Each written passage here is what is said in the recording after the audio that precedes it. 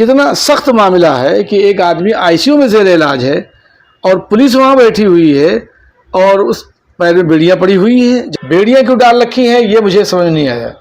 یہ والد نے اپنے بچے کے بارے میں، بہن نے اپنے بھائی کے بارے میں، یہ خود انہوں نے بتلایا کہ میرے بھائی کے پیر میں بیڑیاں ہیں اور میرے بیٹے کے پیر میں بیڑیاں ہیں. جو شہداء کے گھروں میں جایا گیا، جو دیکھا گیا، تو بعض تو ایسے ہیں جن کے چھوٹے چھوٹے بچے ہیں، بعض ایسے ہیں جن کے بوڑھے والدین ہیں، بعض ایسے ہیں جن کی جوان بیویاں ہیں، بعض ایسے ہیں جب یہ 18 سال یعنی 5 لوگ جو شہید ہوئے ہیں تو ان کی شکل یہ ہے. کل یہ فیصلہ ہوا کہ ان کو 5-5 لاکھ روپیہ، یہ ہماری ذمہ داری ہے، ملت کے لیے ضروری ہے کہ وہ اٹھیں اور ان کی خبر گیری کریں اور مدد کریں. پھر وہ لوگ جو اٹھائے گئے ہیں ان کے گھروں کی بھی خبر گیری کریں اور لیگل جو ان کی مدد ہو سکتی ہے وہ بھی کیا جائے پوری طرح سے. پولیس کا یہ رویہ ہے کہ شہداء کے گھروں میں بھی اور جو زخمی ہیں ان کے یہاں بھی، ان کے گھروں میں جا کر کے زبردستی، حد یہ ہے کہ سادے کاغذ پہ انگوٹھا لگوا کر کے ان سے لے رہے ہیں کہ یہ تم بیان دو کہ پولیس نے نہیں مارا ہے.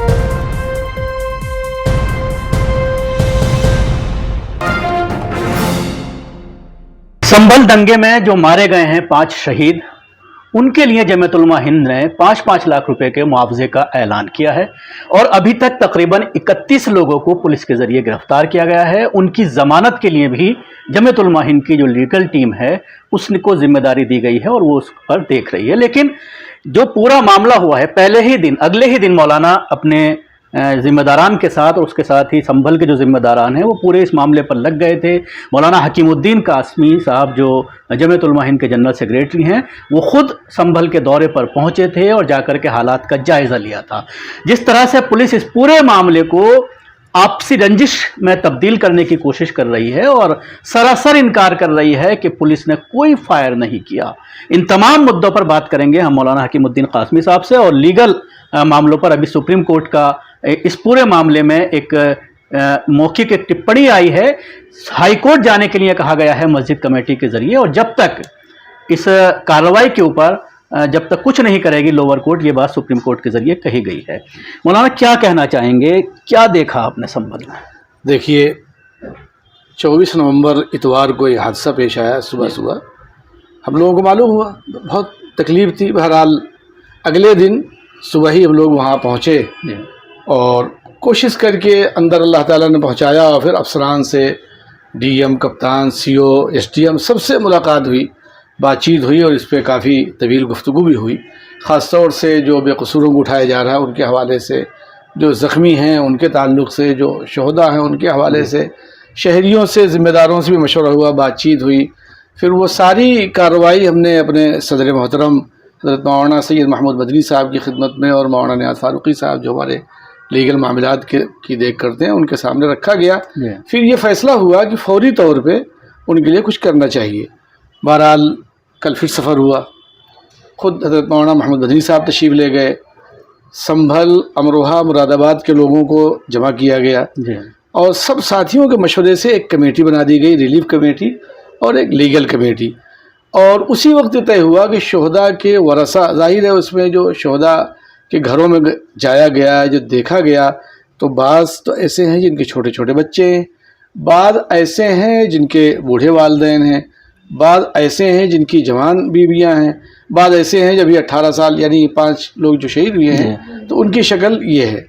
تو کل یہ فیصلہ ہوا کہ ان کو 5-5 لاکھ روپیہ، یہ ہماری ذمہ داری ہے، ملت کے لیے ضروری ہے کہ وہ اٹھیں اور ان کی خبر گیری کریں اور مدد کریں. پھر وہ لوگ جو اٹھائے گئے ہیں ان کے گھروں کی بھی خبر گیری کریں اور لیگل جو ان کی مدد ہو سکتی ہے وہ بھی کیا جائے پوری طرح سے. وہاں اپنے ساتھیوں کو، ہمارے حافظ شاہی صاحب ہیں، مولانا ندیم اختر صاحب ہیں جو جمعیت علماء کے سنبھل کے ذمہ دار ہیں، ان سے کہا گیا کہ آپ مسجد کمیٹی کو ایک خط دیجیے اور ان کو یہ اطمینان دلائیے کہ جمعیت علماء پوری طرح سے آپ کے ساتھ ہے، آپ جس عدالت میں جہاں بھی جیسی ضرورت ہوگی ہم مدد کریں گے. کل ان لوگوں نے جا کر کے خط پیش کیا اور شہداء کے گھروں کو واپس گئے، ان سے ملاقات کرنے کے بعد تاکہ ان کے اکاؤنٹ میں پیسے وغیرہ ٹرانسفر کیے جائیں. تو یہ صورتحال ایک تو یہ ہے جو شہید ہوئے ہیں. پاک بڑا کے پاس ایک मुरादाबाद शहर में दाखिल होने से पहले एक हॉस्पिटल है, मेडिकल कॉलेज, जी वहाँ 3 जख्मी, उनके वरसा से मुलाकात हुई, अंदर जाने की इजाज़त नहीं दी गई। तो उनमें एक ऐसा आदमी है जिसके वालिद के 15 दिन पहले इंतकाल हुआ, माँ इद्दत में है, एक भाई छोटा है और एक बहन है।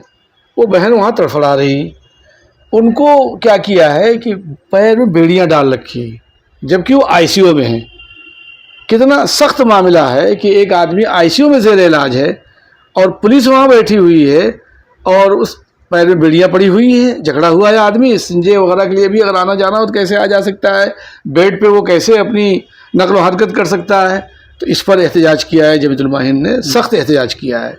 दूसरे पुलिस का रवैया है कि शोहदा के घरों में भी और जो ज़ख्मी हैं उनके यहाँ भी, उनके घरों में जा जा करके ज़बरदस्ती, हद यह है कि सादे कागज़ पे अंगूठा लगवा करके उनसे ले रहे हैं कि ये तुम बयान दो कि पुलिस ने नहीं मारा है, पुलिस की गोली से नहीं मरे हैं, बल्कि हम किसी और वजह से, किसी और वजह को आप समझ सकते हैं। तो ये है जुल्म और ज़्यादती की इंतहा। जमीयत उलमा उस सिलसिले में पूरी तरह से तन मन धन के साथ खड़ी है, इंशाअल्लाह उस लड़ाई को लड़ेगी। बेड़ी की आपने जो बात कही, तो क्या उनकी बहन ने आपको ये सारी बातें बताई या किसने ये सारी बात बताई? और क्या स्थिति है उनकी? आईसीयू में हैं तो क्या चल फिर पा रहे हैं, कुछ बोल पा रहे हैं? क्या इसलिए भी बेड़ियां डाली गई हैं कि वो बयान न दे पाए मीडिया के सामने या कुछ बता ना पाए किसने गोली मारी है? वहाँ पुलिस है जी बहन ने भी बतलाई, जी अगर आप चाहेंगे तो हम उनका नंबर भी दे देंगे, पूरी डिटेल आपको मिल जाएगी। जी दूसरे के वालिद ने बतलाया, उनका भी नंबर और पूरी डिटेल आपको मिल जाएगी। तो ये सूरत हाल है। प्रेस वाले तो वहाँ जा ही नहीं पाते, लेकिन अगर कोई चला जाए आप जैसा कोई आदमी जी तो उनसे बात कर सकता है। पुलिस वहाँ बैठी हुई है, लेकिन उसमें कोई परेशानी की बात नहीं। बेड़ियाँ क्यों डाल रखी हैं ये मुझे समझ नहीं आया। ये वालिद ने अपने बच्चे के बारे में, बहन ने अपने भाई के बारे में, जी ये खुद उन्होंने बतलाया कि मेरे भाई के पैर में बेड़ियाँ हैं और मेरे बेटे के पैर में बेड़ियाँ हैं, बराह रास्त वो लोग वहाँ हैं। जो आप कह रहे हैं कि जो कंप्लेनेंट हैं, जिनकी वफात हुई है, जिनके जो शहीद हुए हैं, उनके घर वालों का ये कहना है कि उन्हें भी कहीं ना कहीं टॉर्चर किया जा रहा है। आज भी ये पब्लिक डोमेन में चीज़ें आई हैं कि जो एफआईआर उनकी तरफ से दर्ज की गई है वो अननोन के खिलाफ दर्ज की गई है। पुलिस उनके घर में जाती, जी जो उन्होंने पहले बयान दिया था कि हमें हमारा बच्चा पुलिस की गोली से मारा गया है, शहीद हुआ है, उस बयान को बदलवाने में लगे हुए हैं और ज़्यादती, जबर, आखिर सादे कागज़ पर अंगूठा लगवा लेते हैं ताकि पुलिस किसी तरह से उस लपेट में ना आ सके और पुलिस की बदनामी ना हो सके। हालांकि दुनिया देख रही है पुलिस की बर्बरियत को भी, जी और जो उनके आने का तरीक़ा था, जिस तरह से वो आए हैं और फिर जिस तरह से वो गए हैं नारा लगाते हुए, वो दुनिया देख रही है। और आपने भी देखा होगा दुनिया के हमारे बड़े बड़े अच्छे चैनलों पर भी वो चला है। तो जाहिर है उस गोली उनके ही सीने में उतारी गई है जी और छाती देख करके, सर देख करके गोली मारी गई है। गोली तो पैर में भी मारी जा सकती थी, अगर भीड़ में कंट्रोल करना था।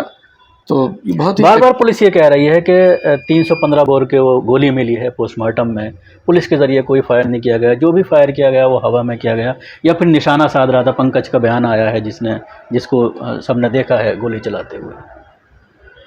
देखिए, ये तो जब रिपोर्टें आएंगी और अदालत में जाएंगे, अदालत में खड़े होंगे तो पता चलेगा, इनका नंगापन वहाँ जाहिर हो जाएगा कि इन्होंने मारा या नहीं मारा है। बशर्ते कि हम मजबूती के साथ वो खड़े हों, लड़ें, तो इंशाअल्लाह इसमें अदालत से सही फैसला हो जाएगा।